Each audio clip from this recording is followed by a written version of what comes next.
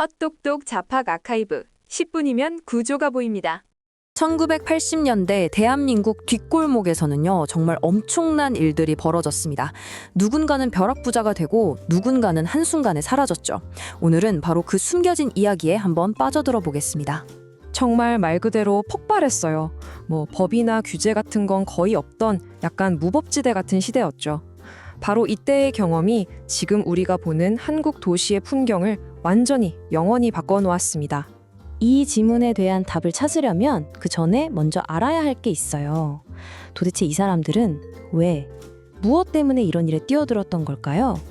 그들이 해결하려던 문제가 뭔지부터 한번 살펴보시죠.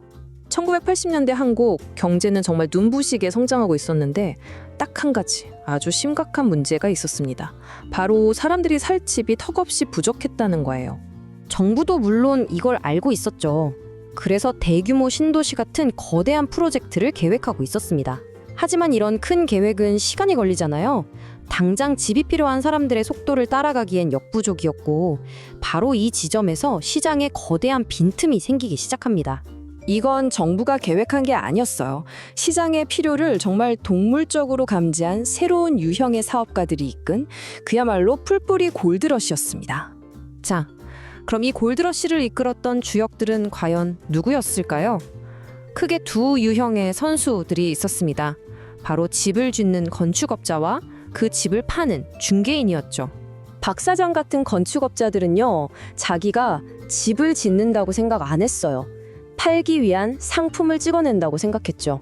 그리고 최 팀장 같은 중개인들은 그 상품을 어떻게 하면 사람들이 사고 싶어하는 꿈으로 포장할 수 있는지 기가 막히게 알았습니다. 여기에 당시 사업 방식의 핵심이 딱 나와 있는데요. 바로 회전입니다. 회전. 이게 뭐냐면요. 낡은 집을 하나 사요. 그리고 그걸 허물고 최대한 빨리 다세대 건물을 짓는 거죠.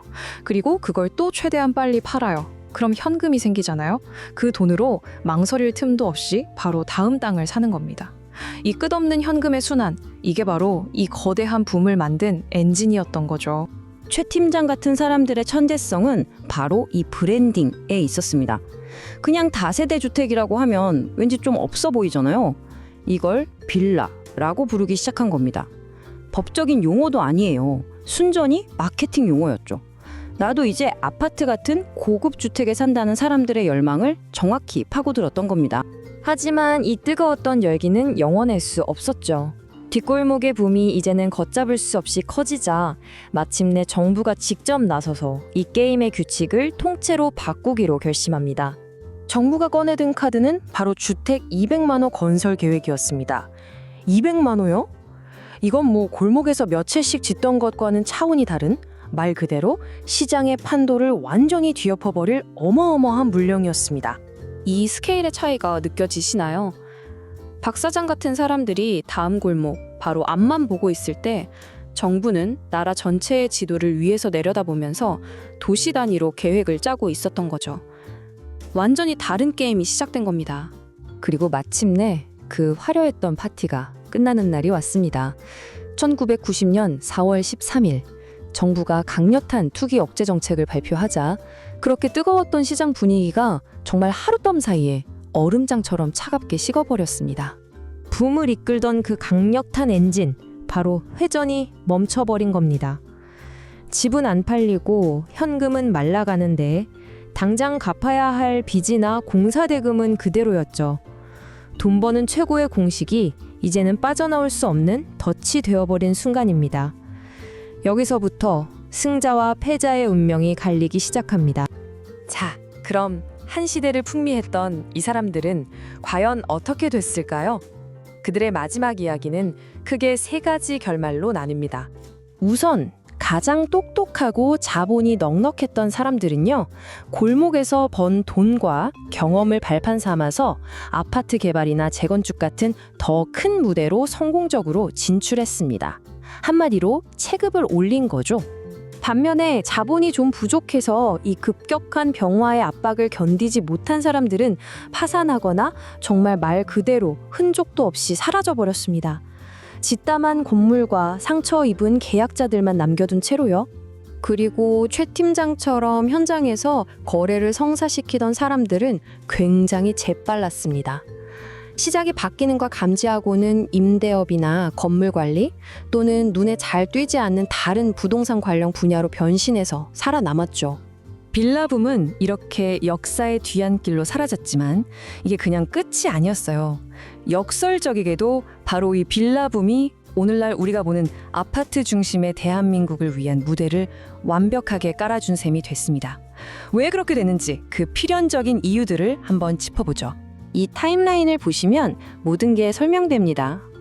1985년에 골목길에서 시작된 붐이 불과 7년 만인 1992년에는 어떻게 고층 아파트 단지에 주도권을 완전히 넘겨주게 됐는지 그 극적인 변화가 한눈에 보이실 겁니다.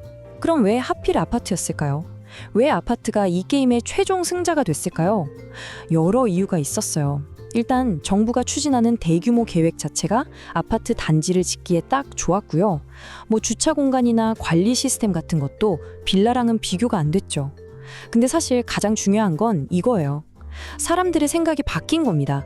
집이 이제 그냥 사는 곳이 아니라 가치가 오르는 자산이 된 거죠. 바로 이 지점에서 아파트는 장기적인 가치, 더 나은 삶의 질, 그리고 정부의 든든한 지원까지 얻고 시장의 왕좌를 차지하게 됩니다. 결국 빌라붐은 당시에 심각한 주택난을 해결하는 데 큰 역할을 한 해결책이었습니다. 하지만 아이러니하게도 스스로를 대체할 더 강력한 시스템, 즉 아파트 시대를 여는 길을 닦아준 셈이 된 거죠. 빌라붐은 분명 과거 주택난의 해법이었습니다. 하지만 혹시 그 해법이 오늘날 우리에게 또 다른 숙제를 남긴 건 아닐까요? 다음에 도시의 빽빽한 골목길을 걸으실 때 그곳에 켜켜이 쌓인 욕망과 시간의 흔적들을 한 번쯤 떠올려 보는 건 어떨까 싶습니다.